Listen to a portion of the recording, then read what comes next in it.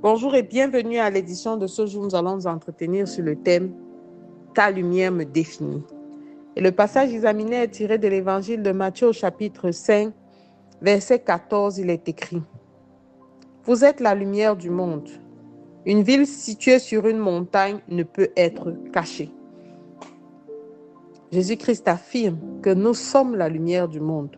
Nous qui portons son nom, nous qui reconnaissons qu'il est mort pour nous, nous qui confessons qu'il est notre seul Seigneur et notre seul Sauveur, nous qui proclamons qu'il est le chemin, la vérité et la vie. La lumière, dans un sens littéral, est là pour éclairer, rendre les choses visibles, faire éloigner l'obscurité.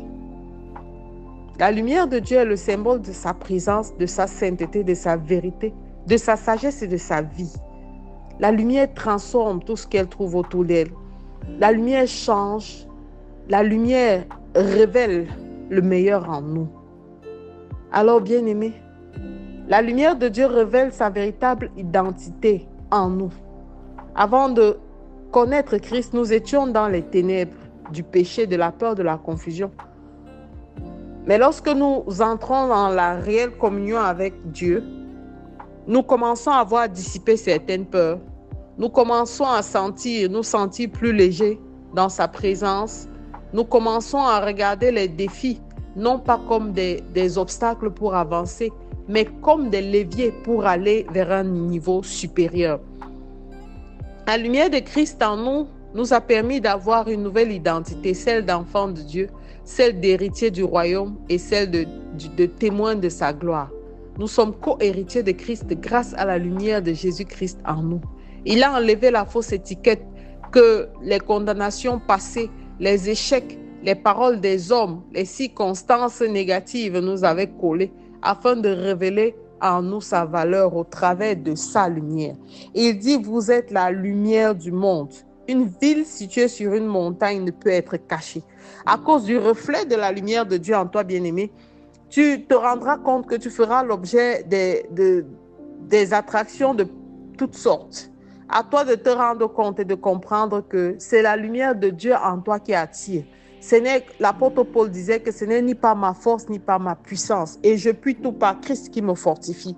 C'est cette lumière, parce que Christ a su ce qu'il a mis en nous, ce qui nous transfère du fait de la reconnaissance, de la communion avec lui. Et il nous a prévenus. Une ville située sur une montagne ne peut être cachée. Alors, bien-aimés, ne soyons pas surpris ou ne sois pas surpris d'être la cible des attaques. Ne sois pas surpris que les gens s'en prennent à toi pour rien. Ne sois pas surpris que ce soit toujours lorsqu'il s'agit de toi que les développements deviennent plus profonds ou plus désorganisés, désorientés. La réalité, c'est que le monde des ténèbres a vu cette lumière et comme ils ne savent comment l'interpréter, parce qu'ils savent qu'ils sont dans l'impossibilité de la voler, ils essayent de compromettre ton image, salir ton identité, noircir ta réputation. Mais laisse-moi te dire que la lumière de Dieu te définit. Ce n'est pas leur langage, ce ne sont pas leurs fausses calomnies, ce ne sont pas leurs manipulations, quel que soit le nombre qui s'est réuni contre toi qui peut changer quoi que ce soit. La lumière de Dieu est en toi. Et cette lumière de Dieu en toi a pour but de transformer chaque jour, étape après étape, ton caractère. Parce que pour que cette ville reste hissée sur cette montagne, il faudrait que cette personne qui porte cette lumière et qui éclaire de la lumière de Dieu soit un exemple de vie dans sa manière de parler, dans sa manière d'agir, dans sa manière de refléter Christ. Que cette lumière ressorte de chaque caractère, de chaque acte que nous posons. Parce que nous n'inspirons pas seulement en parlant, en prêchant l'évangile, mais aussi au travers de nos actes posés chaque jour, au quotidien. Nous devons refléter Christ comme cette montagne, cette ville sur cette montagne, afin que tous ceux qui regardent à nous disent, ah, c'est vraiment quelque chose de particulier que tu portes. Et toi, tu sais que c'est Christ que tu portes. Au travers de cette lumière, tu devrais être capable non seulement de ramener vers Dieu tous ceux-là qui pensaient qu'il n'y a plus d'espoir, mais de regarder à toi et au travers de ton témoignage, d'avoir envie de se rallier à la cause, de devenir enfant de Dieu, de davantage s'attacher à Dieu et de croire en ses promesses. La lumière de Dieu est tout.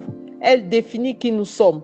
non pas les problèmes, non pas notre état de santé, non pas notre passé, mais la lumière de Dieu nous définit. La lumière de Dieu nous façonne. Elle façonne notre caractère, elle nous guide, elle marche devant nous, elle témoigne, elle vient manifester, frayer un chemin pour nous. S'il n'y a pas ces lumières, les ténèbres vont nous engloutir. Alors restons tous comme cette ville sur cette montagne pour refléter Dieu dans tout ce que nous faisons, tout ce que nous entreprenons, et évitons de porter la colère, la haine contre tout cela qui nous regarde, non pas avec envie, mais pour nous détruire.